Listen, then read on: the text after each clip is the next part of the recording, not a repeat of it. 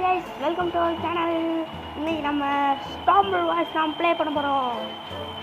Indian my game விட்டுட்டியா அப்படின்னு கேட்டிங்கன்னா, இல்லை கைஸ், நம்ம மொட்டை மண்ணினுக்கு கொஞ்சம் காய்ச்சலாக இருக்குது.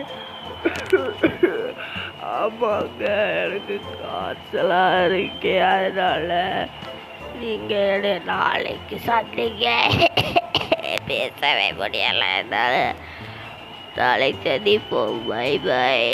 ஆமாம், நம்ம மொட்டை மண்ணைன்னு சொல்லிட்டான்.